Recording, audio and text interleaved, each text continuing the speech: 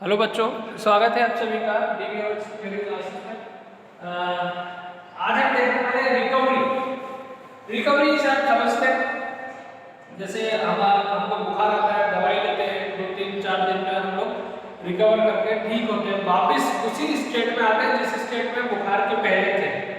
Recovery मतलब पुनः उस स्टेट में आना, पुनः उस अवस्था में आना जैसे हम पहले थे, है ना। किसी बीमारी के बाद, किसी एक्सीडेंट के बाद, है ना, तो वो रिकवरी कहलाता है। अब डेटाबेस में रिकवरी करना procedure that can restore database to the state that existed before failure.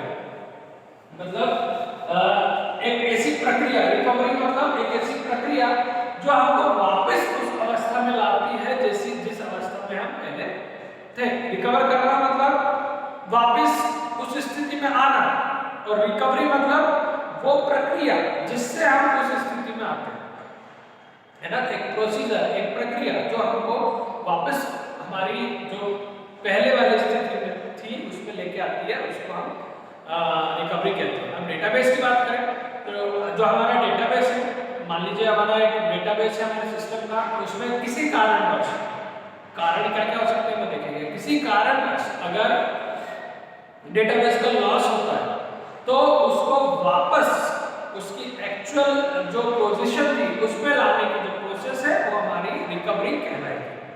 ठीक है, रिकवरी का कंसेप्ट क्लियर हो गया आप लोगों को। अब सबसे पहली बात करते हैं कि ये जो कुछ फॉल्ट या फेल्योर होता है तो वो कैसे होता है हमारे डेटाबेस में, सबसे पहले उसकी बात करते हैं। तो हम देख रहे हैं sources of failure.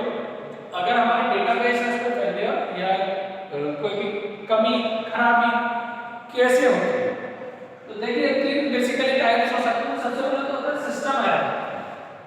System error मतलब हम डेडलॉक, देखो डेडलॉक मतलब हमारा सिस्टम एक ऐसी पोजीशन में आ जाता है, किसी कारणवश ऐसी पोजीशन में आ जाता है कि वो नॉर्मल अपनी जो फंक्शनिंग है, नॉर्मल जिस तरह से काम करता है वो काम नहीं कर पाता है। कई कारण हो सकते हैं, तो उन कारणों, उन स्थिति को कहते हैं हम डेडलॉक की स्थिति। वो डेडलॉक की स्थिति के कारण भी हमारे डेटाबेस में कहीं ना कहीं नुकसान हो सकता है। एक कारण यह होगा हार्डवेयर फेलियर, हमारा हार्डवेयर खराब हो जाए, कोई भी हार्डवेयर खराब हो जाए, या हमारी डिस्क जिसमें हम डेटा स्टोर कर रहे हैं वो खराब हो जाए, जिसको हम बोलते हैं डिस्क फेलियर। डिस्क फेलियर कब होता है? जब हम रीड राइट ऑपरेशन कर रहे होते हैं, जो डिस्क का रीड राइट होता है, मतलब अंदर की बात है, अंदर की बात इन द सेंस की जो हमारे हार्ड डिस्क की फंक्शनिंग है उसकी बात कर रहे हैं। उसके अंदर एक डिस्क रीड राइट होता है, वो अगर सरफेस से टच हो जाता है तो हमारा डिस्क फेलियर हो जाता है। तो वो डिस्क फेलियर के कारण हमारा डेटाबेस का लॉस हो सकता है।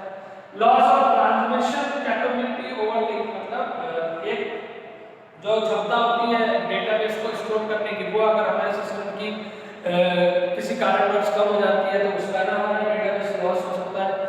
लॉजिकल एरर्स हो सकते हैं। लॉजिकल एरर्स मतलब बैड आउटपुट आ रहा है, मिसिंग आउटपुट, मतलब सिस्टम हमारा किसी कारणवश जो आउटपुट आ रहा है वो गलत आ रहा है, या हम जहाँ से डेटा लेकर आ रहे हैं वो डेटा ही हमको गलत मिल रहा है। मतलब जैसे हम किसी, मान लीजिए हमको जोड़ना है, एक एग्जांपल देते हैं। जैसे मान लीजिए मेरे को 3 और 2 को जोड़ना है ना, मेरे को 3 और 2 को जोड़ना है। मैंने फॉर्मूला लगा दिया 3 - 2,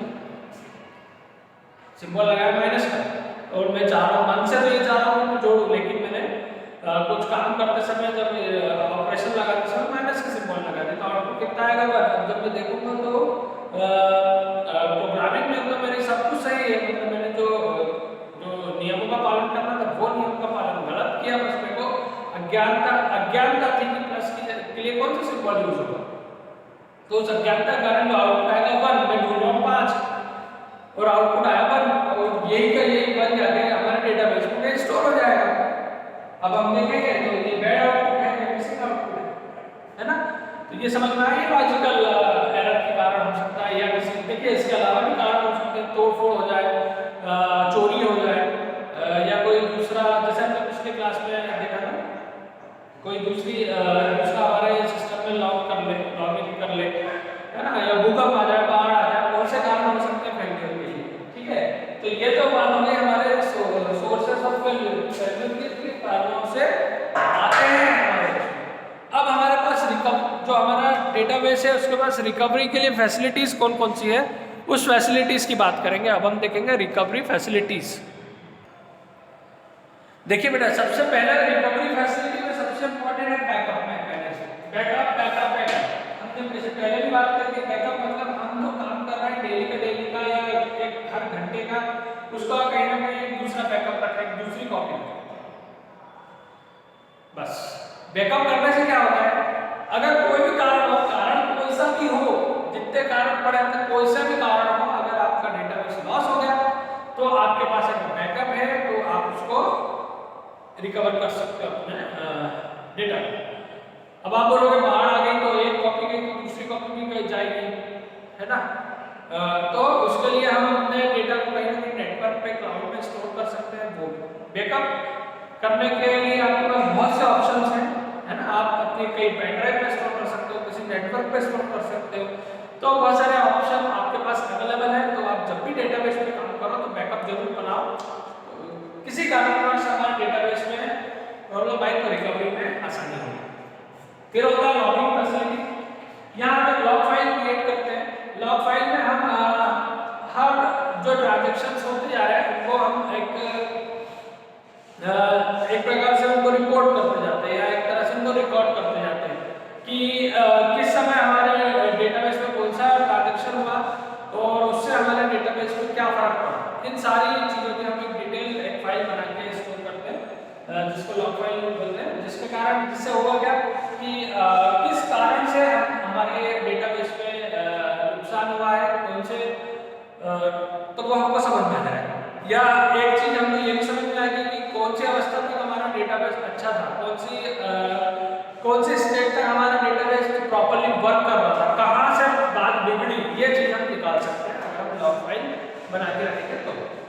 एक रिकवरी मैनेजर होता है। रिकवरी मैनेजर का काम यही होता है कि वो लॉग फाइल को कंट्रोल करता है, यही देखने का काम करता है कि हमारा जो सिस्टम है उसके जो स्टेट्स है किस स्टेट में वो चल रहा है, हर स्टेट में उसमें क्या क्या चेंजेस हो रहा है, किस चीज के कारण उसमें चेंजेस हो रहा है, वो इन सब चीजों को देखने का काम करता है, उनको रिकॉर्ड करने का काम करता है, जिससे उसको समझ में आ जाए कि जो मैंने अभी बोला कि अगर प्रॉब्लम आई है तो किस कारण आई है और किस कारण से चेंजेस हुआ हमारे डेटाबेस में, अगर कुछ अनवांटेड चेंजेस होते हैं तो, ताकि हमको रिकवरी करने में आसानी हो, कारण पता हो हमको कि किस कारण से हमारा डेटाबेस में गड़बड़ी आई है, जिसको हम दूर कर सकते हैं।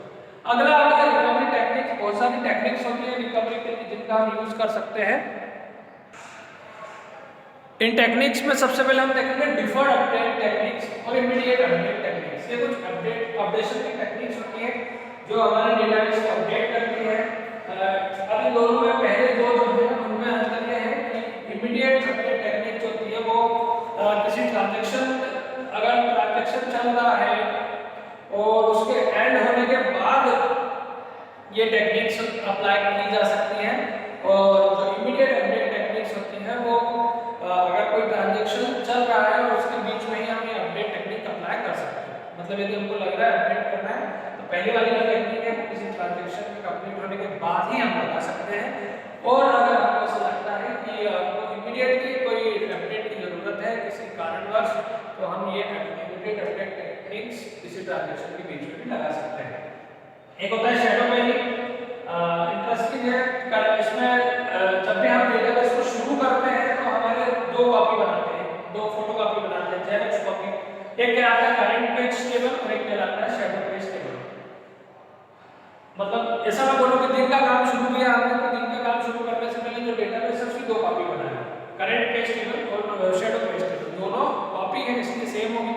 अब हम शैडो पेज जो टेबल है उसको कभी नहीं छेड़ेंगे, जो भी काम हो रहा है, जो भी ट्रांजैक्शन हो रहा है तो हमारे करंट पेज टेबल में होगी।